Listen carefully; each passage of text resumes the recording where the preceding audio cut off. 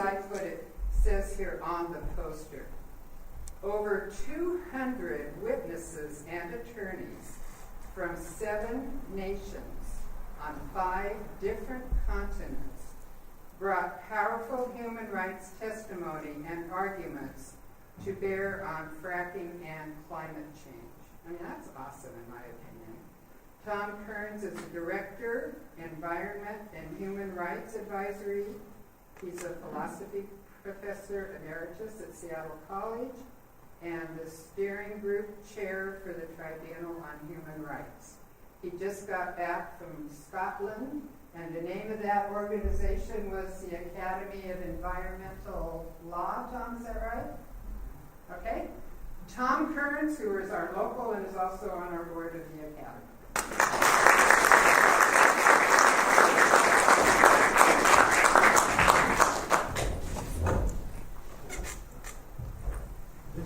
We're trying out a brand new computer, brand new microphone. I don't like wearing the things on my head, so I'm hoping that.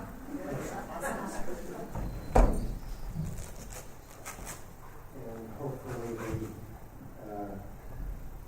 the presentation will work on this. I hope you have something to write with, because if you take down, if you have any questions during this, please make a note, because there's going to be time for questions at the end. And I hope there will be some. But this is the thing to write down too.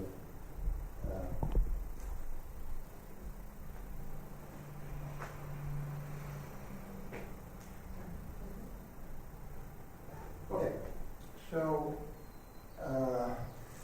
this is going to be a hard presentation for me to make, because for 2 reasons actually. Because there is so much material here. It's so rich in data and information and ideas and concepts. I mean, every part of it, I would offer a 2-semester course in this if I could. And yet we've got 1 hour here, so I have to just do pieces of it. So that's one problem I've got, is all the stuff I have to not say. And then the other problem I have is it's so exciting to me. I just think this stuff is amazing.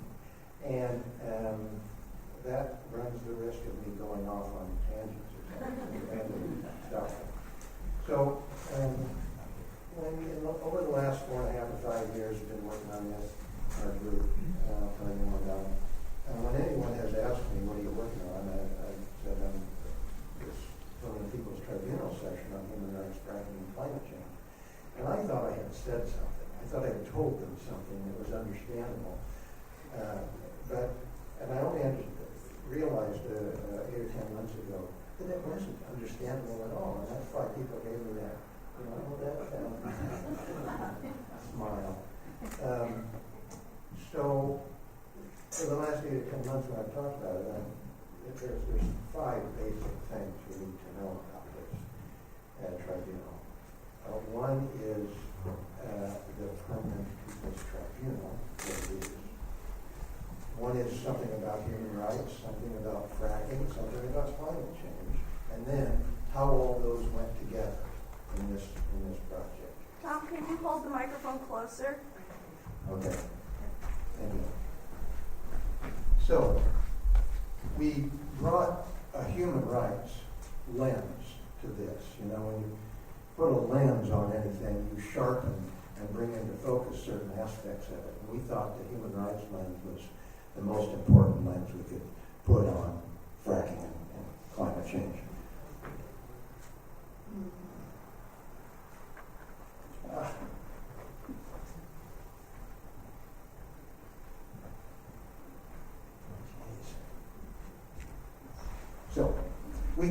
So here's what's going to happen in the next 45 minutes or so. I'm going to tell you those 5 things. We can do that in 15 minutes maybe. And then a little bit about what's really special about this particular tribunal session, and then what some of the outcomes are. And that'll take maybe 40 minutes or so, and hopefully there'll be time for questions. And one of the ways you could frame a question, if you're trying to think of one, is what more would you like to tell us about doesn't it? Okay, so what the Permanent People, number one, the Permanent People's Tribunal is a descendant of the 1968 Bertrand Russell, Jean-Paul Sartre Vietnam War Crimes Tribunal, which was also international. The reason they had that tribunal, Russell and Sartre and many others, was because governments weren't doing what they thought needed to be done. So they put together an ad hoc tribunal. And in the following years, there were one or two more tribunals in Latin America, also ad hoc. That means they are originated around a particular topic, pick their own attorneys, their witnesses, their judges, etc. And then in the late 70s, it was decided that the world needed a permanent People's Tribunal. And so it was founded, the Permanent People's Tribunal was founded in Bologna in 79 by a whole bunch of Nobel laureates and jurists and human rights scholars from around the world. And in those almost 40 years now, it's heard 40-some cases, all human rights cases. It's a human rights court. And the main thing you want in a court, two main things you want in a court, is you want them to be competent. And so the judges on these tribunal sessions are competent in human rights law. And the second thing you want from a court is that it be independent. And so this is not a government court, it's a civil society court, so it considers itself independent of political and economic pressures that we sometimes see in government courts. So that's the Permanent People's Tribunal. Human rights, that's a whole lot can be said about that. The modern human rights movement began right after World War II, after the horrors of what happened in Nazi Germany during the 30s and 40s, early 40s. And that out of that came the Universal Declaration of Human Rights, that in its preamble says that, out of what outraged the conscience of mankind comes this Universal Declaration of Human Rights. It's just sort of basic moral minimums. I mean, it's the Universal Declaration of Human Rights announces moral floors beneath which governments should never sink. So when you hold a government to account for human rights norms, you're holding them to only the lowest possible moral standards. So, and the couple things we liked about the human rights focus was that it's got a huge moral component to it. So if you go after fracking and climate change on regulatory, in courts with regulatory jurisdiction, you get regulations, and you go in there fighting that this fracking rig is not, it's 7 feet too close to my porch, it violates section 3A7 of such and such. We didn't think that was going to get us anywhere because it doesn't have a moral piece to it. And the thing that outrages people when they think about climate change and fracking is they're morally outraged. This stuff that's happening is just wrong. So we thought it would be important to bring that, plus a human rights focus for that reason. Plus, there is international human rights law. It doesn't have a lot of binding force in nations, but it has a lot of moral force. And sometimes, if nations have taken those international norms and ratified them in their own countries, then they do have legal force. The U.S. unfortunately has a pretty checkered history of ratifying human rights treaties and conventions. We've ratified one out of, a couple hundred probably. We've signed a lot though. And the third thing that we liked about a human rights focus is if you try a corporation or a government on regulatory or criminal standards, then the findings of that court have bearing inside that jurisdiction only. They're not varying anywhere else. Whereas human rights norms are universal, international. So if a court comes up with findings on fracking or climate change based on human rights norms, that can have implications for other jurisdictions too. So we thought all that was important. What fracking is, I'm going to assume that most of you know something about fracking and how absolutely horrible it is. We don't have any shale here in the Northwest, so we don't have direct fracking going on right now, but we do have a coastline, and we do have an LNG export facility going on down there in North Bend. That would be absolutely horrific in so many ways you can't count. Fracking, though, so we decided, since this is going to be an international tribunal, that we had to define fracking because the companies tell us that fracking has not caused any earthquake, hasn't caused any water contamination, hasn't caused any air contamination, nothing. And what they mean by fracking is that few minutes in which they exert the pressure, and this rock cracks, it's fractured. And that little piece doesn't cause these things. We define fracking much more broadly than that to include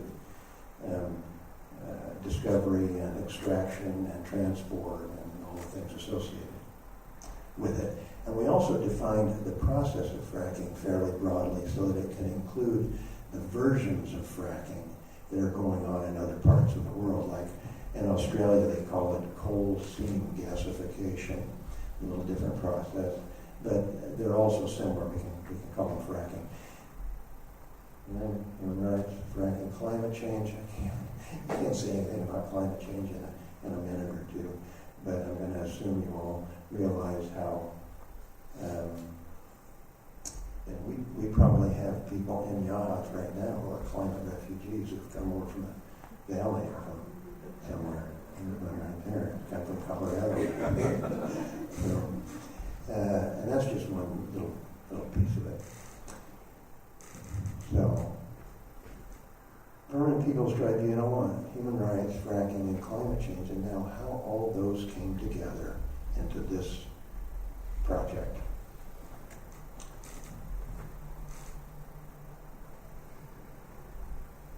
So, this was conducted in middle of May, a couple months ago, for 5 days, full week. It was fully online. Tell you the story behind that. There had been 4 preliminary tribunals in the year or so prior to this. One in Athens, Ohio, one in Youngstown, Ohio, one in Charlottesville, Virginia, and one in Brisbane, Australia. And they collected testimony. The Athens, Ohio had, I think, 15 witnesses who came from all around the area and studied, ordinary folks and 1 or 2 experts on various things, who came and nervously stood in front of the camera to tell their story. They had 15 minutes or whatever to tell their story and have it be recorded. All these recordings are up there on the website, available for viewing. And then to have all their testimony transcribed, word for word. So all that's also on the website. And then to have their testimony summarized in a report by that tribunal's organizers that was submitted to the plenary PPT session. So there were, in Youngstown, I think there were another 15 or 20, and Charlottesville, there were 63 witnesses. I don't remember how many there were in Australia. So that's a lot of testimony. And then during the plenary session, we had additional testimony. We let it be known that we would accept amicus curiae briefs also. And I thought we might get 3 or 4, maybe 5 at the most. We got 17, more than that wanted to, but a couple had to not do it. So there were all these submissions from 14 different attorneys and 12 directors of 20 different NGOs around the world came submitted in written form their amicus briefs, And then they were each given 30 minutes during the tribunal to present their briefs to the judges so that the judges could question them about it. There were 10 judges selected by the Permanent People's Tribunal folks. I'll show you who they were here. And then so during that week there were 19 presentations. Several of them were 2 hours long. Several were an hour long, and many were 30 minutes long. And then on top of that, there was an opening ceremony. This opening ceremony was not just frou-frou stuff. It was, where people standing up saying meaningless things. The opening ceremony was very rich and powerful and substantial. So we wanted the judges to see it because there's substance in there too. And then opening arguments from our co-lead attorneys. And then at the end of the week, there was a closing arguments by our co-lead attorneys summarizing the week. And then there was a closing ceremony, which was also very substantive. And again, all that is up there for viewing. All of it is being transcribed in the process right now. And we don't have the findings from the court yet. There's our judges. They're from all over, you see. We didn't have any say in who they were. That's the thing about ad hoc tribunals, is they pick their own judges, and in some ways that makes you question the legitimacy a little bit. But these judges were selected by the Permanent People's Tribunal. So. And now just a special gratitude to some very powerful folks here. John Knox is the United Nations Special Rapporteur on Human Rights and the Environment, and he made a presentation during the opening ceremony, a very powerful one. Some of you know Sandra Steingraber. She gave the keynote address and did a beautiful job. Bill McKibben, 350.org. Julia Olson is the lead attorney for Our Children's Trust. Eugene Case is trying. Mary Wood, who's been here giving one of our presentations from the University of Oregon Law School, she is the brains and the substance behind the Our Children's Trust cases, and has been for, a dozen years or so now. And then just here's a hint for another path we could go off on. I heard a presentation by her in January at the law school over there at an international law conference about what needs to be done to solve this problem. And her idea is the first I've heard that gave me any little sliver of hope. So there's a question someone could ask. And Anna Greer at Cardiff University Law School and I were the two folks at the beginning 5 years ago who had this idea and decided, well, let's give it a go, see what happens. And Kathleen, of course, gave one of the Bedrock lectures and submitted in the closing ceremony, and Simona Perry was one of the powerhouses on our steering group. Oh, there's Sandra giving that keynote address. Kathleen. And doubly special gratitude again to Kathleen for bringing this project to the Spring Creek Project at Oregon State University. Because Carly Latero was the director of the Spring Creek Project. Kathleen started it many years ago. Is the director of it. Shelley Stonebrook was the computer person, the wonder person. And Emily Grubby was an intern there. And those three women were absolutely amazing at their ability to get stuff done and solve problems. We had this tribunal fully online all around the world was the first time anything like this had ever been done. So none of us had any models for how to make this work. When we were communicating regularly with the people organizing the preliminary tribunals, they asked us, well, how should we do A, B, or C? figure it out. We don't know. You know, you're making the mold here. So, and yet, so there were inevitably lots of glitches, lots of huge glitches that would have maybe ended the whole thing, but these three women solved every single one of them. So it's just amazing to me. And the grad students in the environmental arts and humanities program also helped a lot in organizing this. And one other person there, sitting right over there, Deborah, worked a lot on promoting this and doing research for this, one of the project pieces of this. And then this Jan Michael Lookingwolf, an old member of the Caltuya people, put together a flute composition for this tribunal and said, you know, here it is. You guys do with it what you want. If it makes any money, you can have all the money that comes from it. And then Zoom.us, Zoom, the conferencing software folks, donated us their software for a year.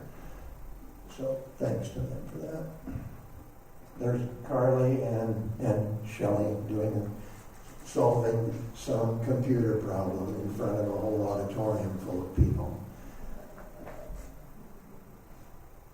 So, the purposes, why did we do this? The things we wanted to accomplish, we hoped could get accomplished here, were first of all, and probably most importantly, so that people who had suffered, are suffering, consequences of fracking and climate change could have their voice heard. Because that's one of the problems with human rights violations is the people who are suffering don't get to speak. They're disadvantaged in lots of ways. So we wanted to provide a forum, a megaphone, international megaphone, that would be heard by people directly, immediately, all around the world and in future too. So that was a big one.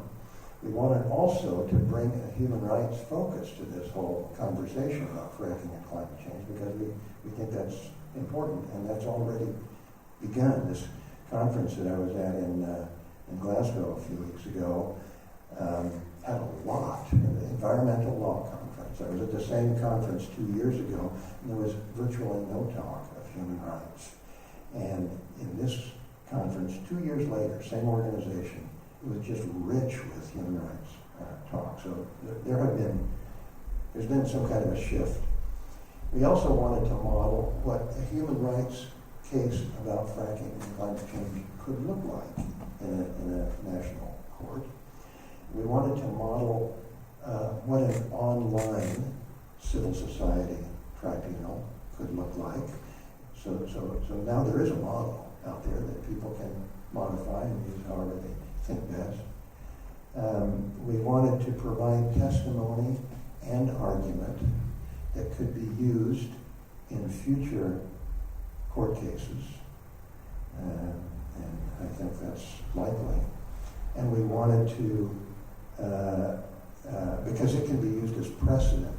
I didn't know this thing about soft law, but we had a few legal law profs on our steering group, and they told us that soft law is something, and this could well serve that purpose, is what judges can use when trying to apply a new situation to an old law, where they have to make prudential judgments of all sorts there. And soft law can help them in that process. And then we also wanted to demonstrate the relevance of earth jurisprudence, that's rights of nature stuff. So this is the first time also that rights of nature has been brought into a case about fracking and climate change. We had 5 attorneys argue those cases. They had 4 hours total during the week, and these are some top folks, I tell you. And one's in Scotland, one's in Australia, a couple are in the U.S. And the rights of nature it's not just an interest in new idea anymore.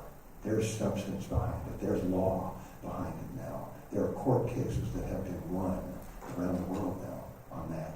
So if you find rights of nature or jurisprudence the least bit interesting, an amazing way to learn about it would be to watch those two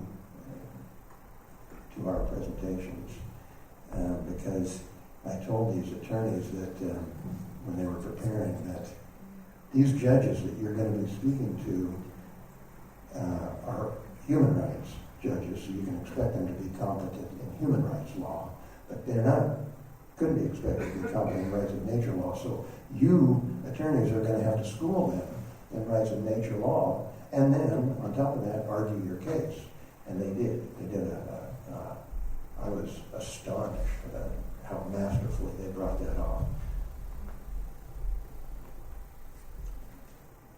And another piece that we started off with this 5 years ago, deciding we're going to indict corporations. Who doesn't want to indict corporations? And then we thought about it for a few months and decided that better to indict states, because governments, nation states, because governments are the ones with clear human rights obligations. Whether non-state actors, like corporations and so on, have any human rights obligations is still being worked out in the courts. So we want to focus on states. So we indicted a bunch of states, nations.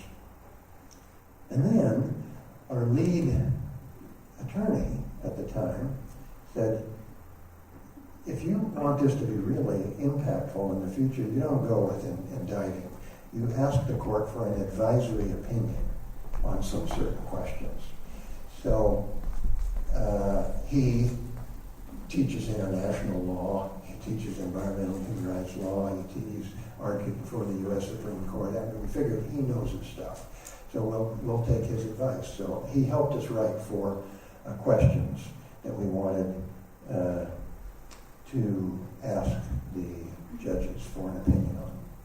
The 4 questions are framed in nice legal terminology, and we can read those if you want sometime, but they're basically asking, do fracking and climate change undermine, threaten, violate human rights norms at all? We'd like your opinion on that.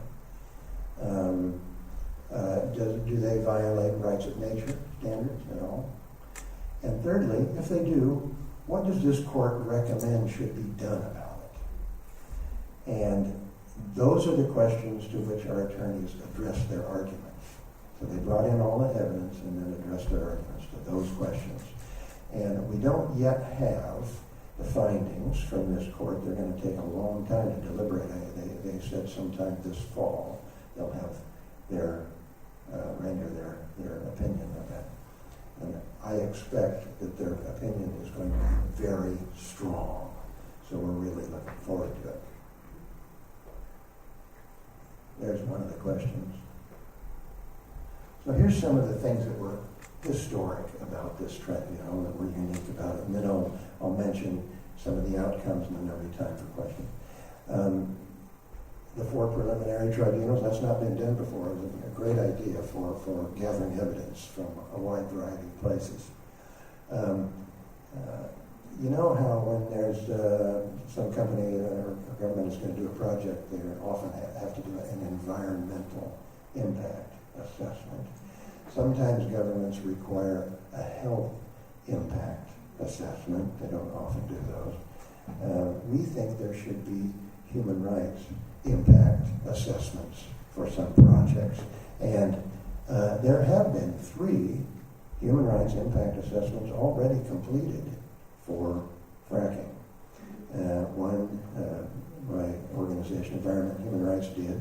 It was commissioned by Earthworks and submitted to the New York State Department of Environmental Conservation a few years ago.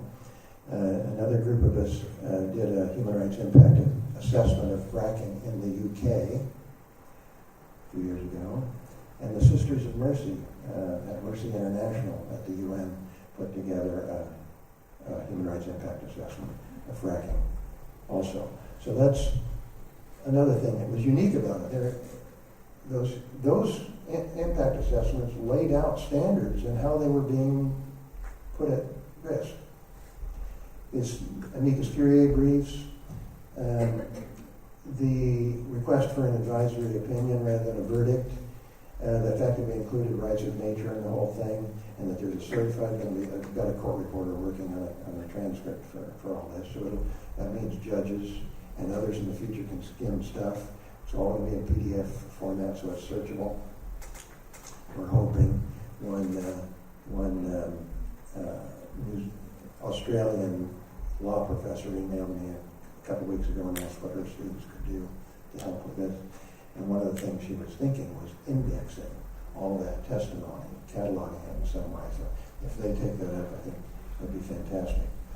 Then this series of lectures, Carly had this fantastic idea back in December of inviting people so a bunch of us got together and brainstormed about which people we would just most love impossibly to give a lecture for this. We came up with 20 names, and then we just said, okay, let's invite them. So we invited them, and 19 of them said yes, they'd be happy to do it. They're all online. We told them 20 minutes max. Shorter than 20 minutes is better. So they're mercifully short and rich.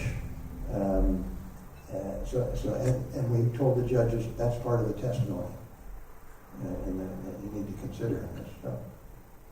And then there was a keynote address that hadn't been done before. This musical composition was for the tribunal, and there was a dedicated art show that the graduate students put together from across the nation. They asked for visual art stuff and auditory art. That's one piece that came out of it. Several rights pieces came out of it.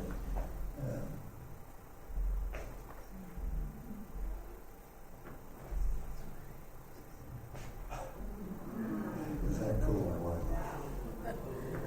Wow.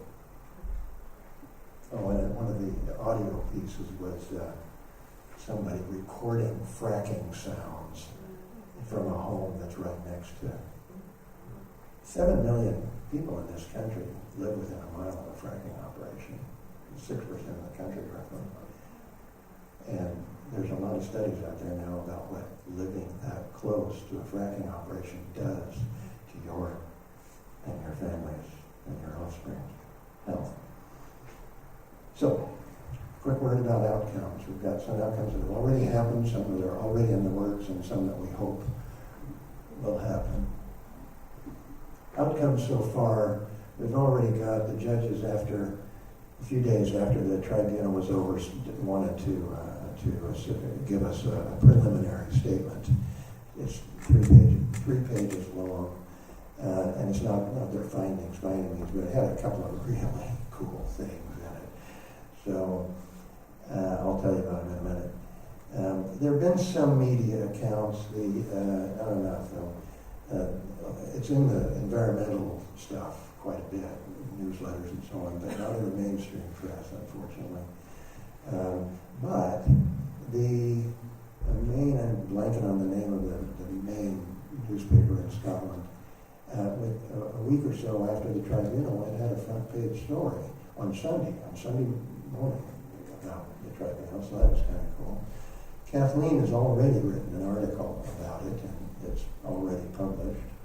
At this convention in Glasgow, one of the law profs there from Delaware told me that he's already assigned it in his classes, assigned his students to watch chunks of it and write about it. So that's a start. There were 2 cool things in the judge's preliminary statement. This is not their findings. The evidence clearly demonstrates that the processes of fracking contribute substantially to anthropogenic harm, including climate change and global warming, and involve massive violations of a range of both substantive and procedural human rights and the rights of nature. We found that pretty encouraging. That's one reason we think that their advisory opinion is going to be a strong one. And the other thing that they said was a little bit of a surprise. It was about the process. So this is the first time that the PPT has held an online, or that anyone has held an online tribunal. And so we were all dragging our heels, our feet on it quite a bit, because who knows how it's going to turn out. And especially Secretary General of the PPT is a guy about my age and has about the same feelings toward technology that I do.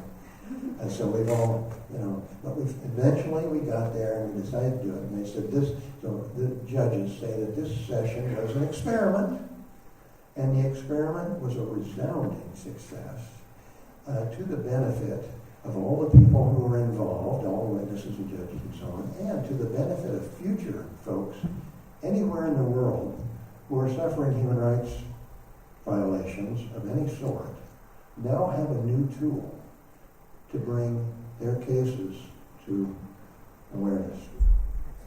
So those are outcomes that have already happened. The ones that are already in the works is this transcript of the tribunal, court findings this fall. We're planning to take the findings to at least 3 UN agencies. One is the UN High Commissioner on Human Rights, one is UN, that's in Geneva, one is the UN Environment Program in Nairobi, and one is the World Health Organization, also in Geneva. And I just talked to one of our organizers a couple days ago, and they said, well, there's also some important agencies in New York, UN agencies in New York, and so we should present it to them too. And there's a book already in the works, in the planning stages about the tribunal. You'll be very pleased at some point down the road to learn who the authors are of that. And there are more articles already in the works for Earth Island Journal that's going to be coming out in a couple months. And then outcomes still to emerge, because we want this tribunal's evidence, all the testimony, all its arguments, and all its findings to be useful to environmental strategists, to environmental activists, to future attorneys who might bring cases. And we want it to be useful to future judges in those cases and to law students and law clerks. So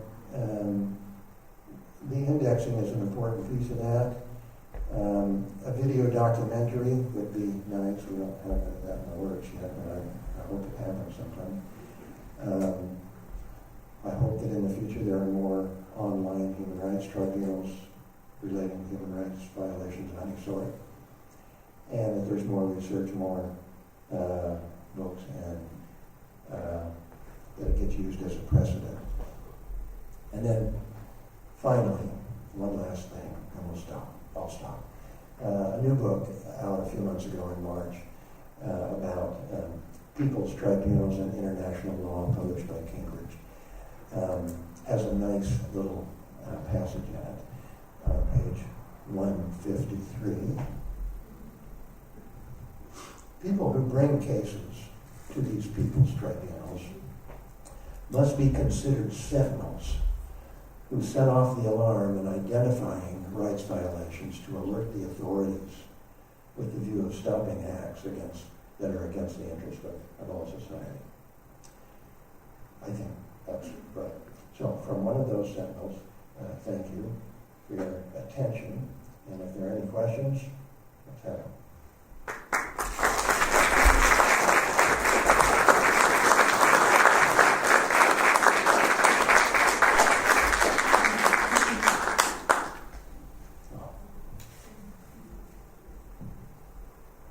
We'll come back to that if there are any appropriate questions for it. How receptive is the United States representatives to the UN to the tribunal in the time? You could probably answer that as well as I can. and actually, we won't know until it's submitted.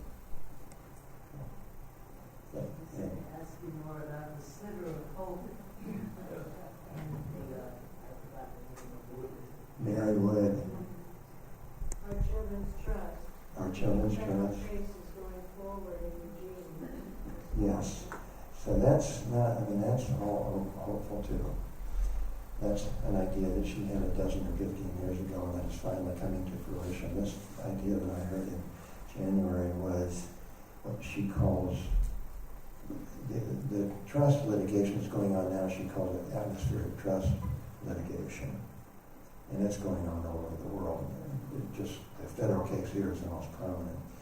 So this new project is what she calls atmospheric recovery litigation, and it entails, so there, one thing that we need to do with the climate is get CO2 out of the atmosphere.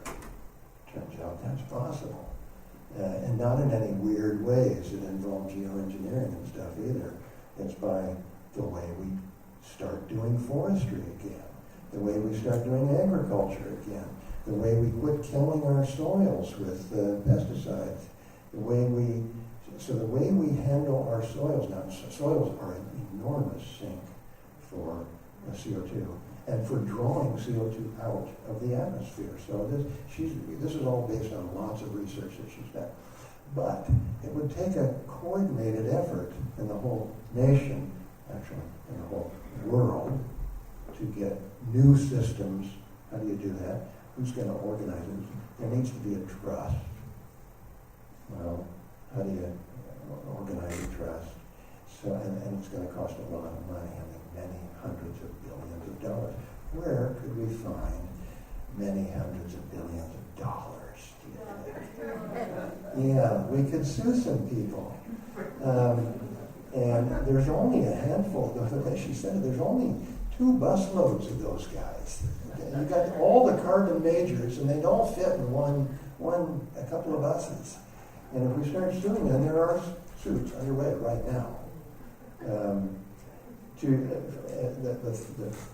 problem is if you sue one or more of the carbon majors and give up a few $1 billion out of it, and then spend that on a seawall protecting your city, you haven't solved the problem.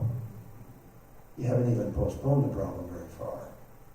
So that money needs to be put into it. In other words, she explains that in the Bedrock lecture if you want to hear a 15 or 20 minute summary of that. And she has a nice little 3-page prospectus that outlines it, shows where the research comes from and so on. I thought that was very helpful. Any other questions? Has there been any response from the fossil fuel industry to this? No. If I were them, I wouldn't respond either. I'd ignore. If somebody, some fossil fuel industry or some government had wanted to come and present at the tribunal, we would have been happy with that. They didn't. Yes. Right, you're saying, the nations, an international tribunal. Was it also First Nations and Indigenous countries? Oh, yes. They were heavily involved as well, right? Yes, the Human Rights Treaty there, it's not a treaty, it's a declaration, Universal Declaration on the Rights of Indigenous Peoples. And yes, we tried to include that as much as possible. So that was a big piece of it. Another was what you call climate justice issues and environmental justice issues, because as you can guess, these things happen more in communities that are disadvantaged in all sorts of ways, including climate stuff happens often in those communities. Just as a quick example, to answer both of those, actually, in one of our attorneys who presented is Robin Bronin in Anchorage, and she's a human rights attorney who's working with 13 or 14 Native communities along the west coast of Alaska. Those communities used to, in the winter, have 2 or 3 miles of ice out there in front of them. So and their community was built right on the water. So when winter storms come, the ice basically protects them. Well, the ice is gone. Hasn't ever been gone before. Now it's thinning or much less or gone. So their communities are going into the water. They and they've lived there for who knows how many thousands of years, and have to now face the question of whether they are going to move or not, and who pays for their moving, and how do you move a community? You can move individuals, but how do you move a whole, culture, a whole tradition, a whole family of people? So that was another interesting, very moving for all of us. We all just on the screen just sat there with our mouths open listening to this guy testify. He's from a small Inuit community up on the North Slope, near Barrow. That little community has fewer people than Yachats has, 400 I think, and they're surrounded by fracking. And they have a lot of subsistence living there. So one of these guys who testified there, imagine, this is an international tribunal. This is somebody who was born in Nuiqsut, Alaska, and now he's telling about his elk hunting and the salmon that are sick and the elk herds that are thinning, telling this to people all around the world. So it sounds like the personal testimony was maybe the most powerful part of this whole thing. Yeah, the personal testimony really is very, very powerful and moving. That's sort of a standard thing. That's another thing we liked about human rights, the human rights approach, is because in human rights courts, the personal narrative, the story of what happened to me, we've got a few minutes here, plays an enormous role. And in human rights courts, human rights courts are different than other courts. In other courts, the defendant, the one who's being accused of something, is assumed to be innocent until they're proven guilty. Not so in a human rights court. The defendants in human rights courts are governments. Governments have power. People who are suffering human rights abuses don't have power. They don't have evidence. They don't have papers. They don't have they're in situations where everything has been stripped from them often. And so the rules in human rights courts favor the plaintiff, the complainant, the person who's got the problem, against the defendant. So one of the ways they're favored is when a plaintiff testifies to something that is assumed to be true unless disproven by the defense. So that's a whole different. And then the standards of evidence in human rights courts are different also. The standards of evidence in most courts are pretty high. You have to overcome a lot of obstacles before a thing will be accepted as evidentiary in most courts. Not so in human rights courts. Because the assumption is that if you've lost your home and your community and everything, you haven't been out of it for years or months or whatever, you can't be expected to have substantial things to back up your testimony. So standards of evidence also favor the plaintiff over that. Yes.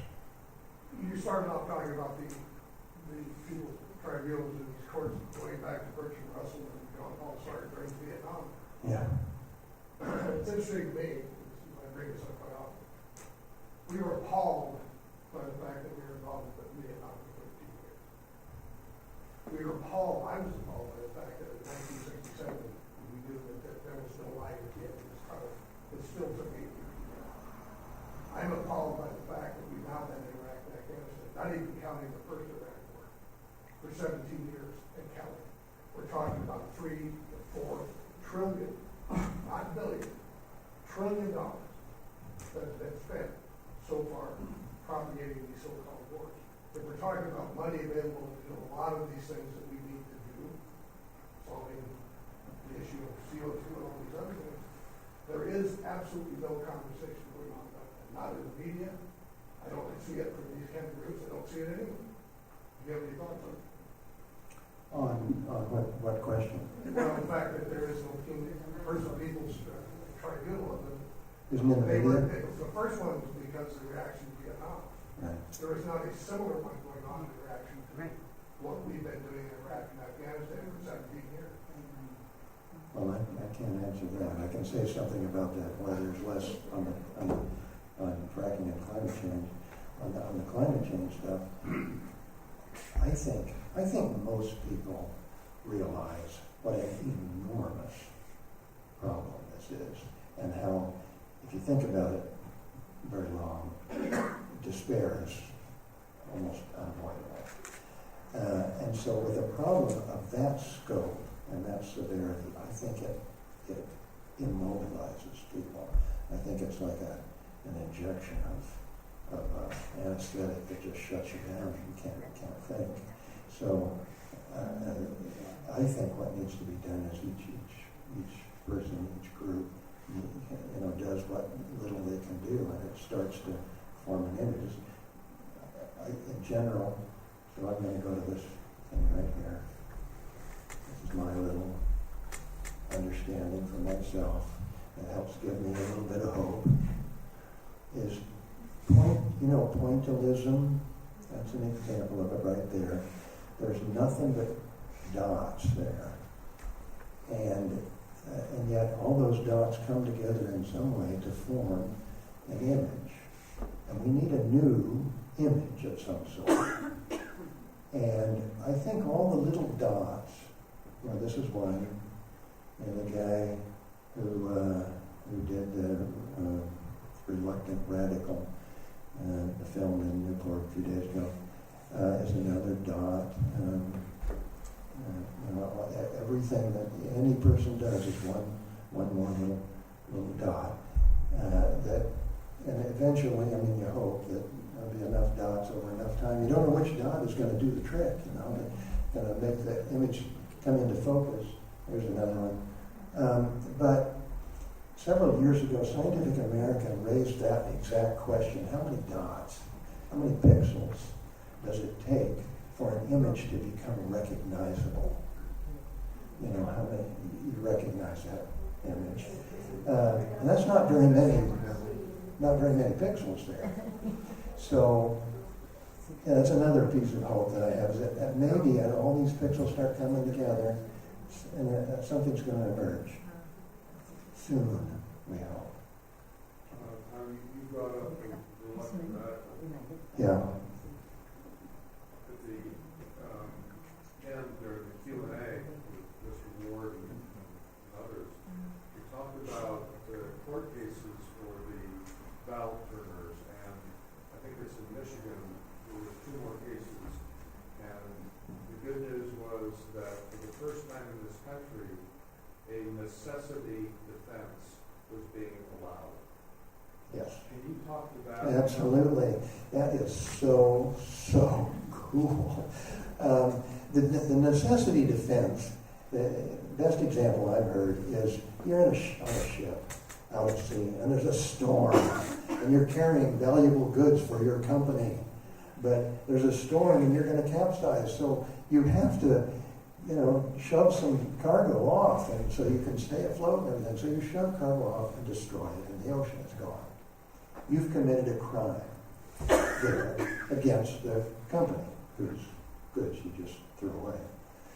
But you had to do it. So your defense in that case, if somebody brings you to court for committing that crime, your defense is, but I had to because of the threat of something even worse. So these folks who are doing climate actions that are clearly illegal, and they know they're illegal, their defense is often a necessity defense, because what's coming down the road if we don't stop is so much worse than this little thing I've done. And I don't think there have been any successful necessity defenses yet, but this is one that's pretty hopeful. So. Yes, despite the despair, we can give money, of course. And there's a lot of environmental legal groups out there, Earth Justice would be an example, maybe Environmental Defense Funds another. Is there some, in specific to the fracking, is there a group that stands out that would be worth putting some money into? I'm hesitant to recommend any because there's 3 or 4 that I know anyway. There's a lot of good organizations out there. You know, maybe they're more related to climate stuff than fracking. Fracking and climate stuff are intimately tied together. Mm-hmm. Fracking is not a bridge fuel. Nothing close to it. It's a high CO2 intensive process to look for, extract, ship, and on top of that, it's a high CH form and methane. It goes into the atmosphere from leaks at every single joint of every step of the process. Plus, it's had some amazing testimony that this from Earthworks and from the folks in Argentina about in gas operations where you see a storage unit and you see stacks and they look like nothing's happening. But if you put a FLIR camera on a forward-looking infrared camera on them that sees methane, you see it just billowing out of there. That's not fugitive emissions. Those are intentional emissions. And at this LNG export facility down here, at any LNG export facility, you need, that's also a highly intensive CO2 process. Plus, as this, to turn it into liquid, turn the gas into liquid. Plus, as it warms up a little bit inside the tank, it has to be vented. Otherwise, it'll explode eventually. So that's another example of intentional venting. Flaring that you see is also intentional. Next. I have a suspicion none of this would have happened if it hadn't been for a certain Yachats. And I've seen your light as a neighbor up many nights, late. And so would you, with your humble spirit, please share with us some of what you did? You've given credit to many other people, but I have a feeling that it wouldn't have happened if it hadn't been for you. Would you tell us a little bit of what you did and make this happen over the last year? One of my questions over these last 4.5 years has been, secretly, I don't say it out loud, if I died right now, would this thing happen or not? And it was so iffy in lots of different points along the way that I think there were, over those 4.5 years, there were at least 3 times, maybe 4, when I said to myself, I just knew that it was true, that this is over now. We've run into the brick wall that cannot be gotten past. And that happened at least 3 times, and then the next morning I get up and somebody's emailed about something, and I respond to that email, and then somebody else emailed, and I respond to that one. Pretty soon I'm back in the saddle again, doing stuff without intending to. But there were lots of people on this steering group who were doing similar stuff. So, an interesting thing, though, just a sidelight on that, is in this annual meeting in Glasgow, there's a program that comes out of all the speakers and their topics and their affiliations. And so my affiliation was Tom Kerns Environment and Human Rights Advisory, quote, Yachats, Oregon, USA. So that was printed. Printed. And someone came up to me and said, "You're from Yachats." So Yachats has been around. Yeah. Would you please put out that first one from graphic again, was kind of hopeful. The first, Point was some graphic that we found. yeah. Just a hopeful thing to look at while we're talking. Oh. Right there. Beautiful image. There's a lot more work to be done, and you have a lot of people working with you, but what can the people here, if we want to be involved, to do something specifically with the work you're doing, what can we do? quick answer for that. Let's talk. Yeah, so anyone who's interested, let me know. We'll figure something out. Again, I mean, this is all brand new. One of the hopeful things that happened for me at this conference was because I know that with big events like this that have lots of people working, nobody got paid a dime for any of this. This is all free stuff. Everything's put on. And people gave up lots of time when they could be doing other stuff, could be making money to do work on this. That's a big deal. So, yeah, I lost my train of thought on that. What was you could do? Fundraising. Fundraising, yes. Okay, money. Sorry, I lost the train of thought on that. It'll come back. Yeah. Would the people have information on the website? Oh, the website is a rich, rich source of information. It's what you call information rich, data rich, and concept rich. There's a lot of fascinating stuff on there, and we told the judges all of this goes in the tribunal. When you're making your judgments, can you remember can anybody remember the URL? Tribunalonfracking.org. Tribunalonfracking.org. So, I was just, not sure when you were talking about the necessity defense, I thought you were saying the frackers were saying we have to do it. And we have to frack to save energy, but I was just reading that, fracking, the rewards of that, the outcome, that the energy that goes into it is so much more than, for instance, traditional oil drilling and all that. It's a very low reward, anyway, it's costing a lot more for them, the frackers, than, say, regular oil drilling, and it's just not a win-win. No, and eventually we're going to run out of oil anyhow and gas, so why not quit it now? But I haven't yet seen anyone try the necessity defense around fracking, around climate change. Yes. Any question? I'm going to out you. One of the things Tom has done is travel the globe and talk about this tribunal. We've done many, many presentations, including here. One of the things I had a small part of was learning about why it was needed to have a certified copy of the tribunal created, and that is an expensive process. But if they're going to use it for court hearings, it has to be done and certified. And that's the one service that is being paid for. And it's still hanging there with a balance due. Certified by whom?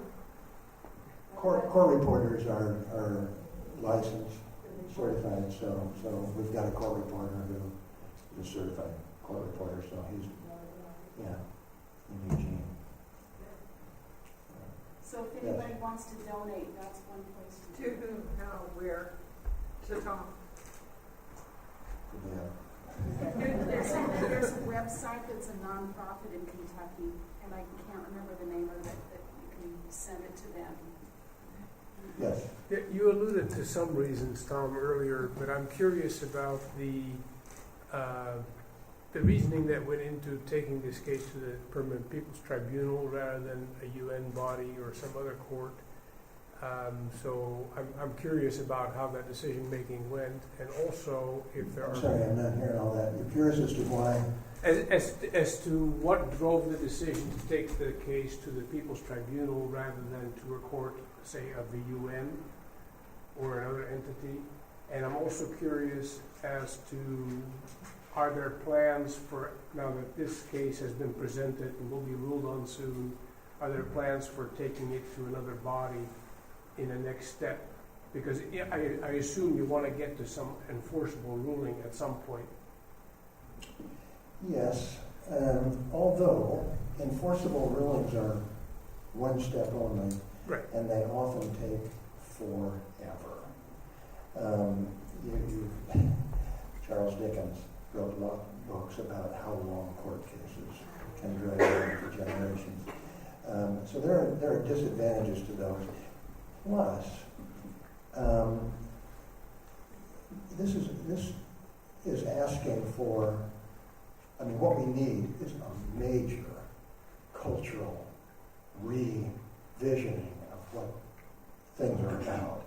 And in the past, those major cultural revisionings, like the civil rights movement, like women's suffrage, the Vietnam War, like slavery, those things often changed, not so much because of court rulings, but because of a change in social consciousness and the way people think about things. Certain things that used to be acceptable suddenly became absolutely abhorrent. And we're hoping to contribute to that piece of it. And that when enough of that happens, then it starts getting into courts. The reason people didn't take it to an international court is because there are enormously high legal standards, barriers to getting into this would require a human rights court. We don't have human rights courts in the U.S. So it would require going to an international human rights court, and to get to that is a many, many years long process. And what you have to show is that you have exhausted every possible remedy in your own country first. So it's an arduous, it's a big barrier. So this is a step. You know, there's not to say somebody shouldn't do that. This is one of those dots. This is just one of them. Thank you. Okay, one other question. It's one of the dots, but I was thinking about the dots and kind of thinking about, okay, where's this tribunal conference? After all is said and done, where does it go? What really happens? And the last question, I mean, you kind of made it gel a little bit with your answer.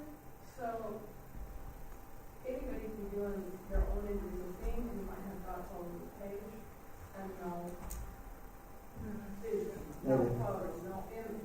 The tribunal and the conference isn't like I say, it's a thought. Not a question, so I'm going to start putting the dots together in parts of for people in general. Just thought. I just came across a children's book, something called Parents. But parents can teach their children about climate change because, I mean, kids know about this stuff, and what are you going to tell them? You know, it's coming to an end. And this book, this little children's book, I ordered it yesterday, so it hasn't come yet, is on Amazon, and it's got endorsements by almost everybody on our Bedrock lecture series. Julia Olson, Kathleen, Mary Wood, Bill McKibben. So I thought, so what's the name of the book? What? Can't remember. It's by Mary DeMocker, DeMocker, D-E-M-O-C-K-E-R, and it's got climate change and parents and kids in the title. There's an ad for it in the Eugene Weekly. Pardon? There's an ad in one of the recent Eugene Weeklies. Eugene Weekly. Okay, Yeah. so if somebody thinks about it, you could put it on the Facebook page. Okay, we're done. Thank you very much for thinking about it.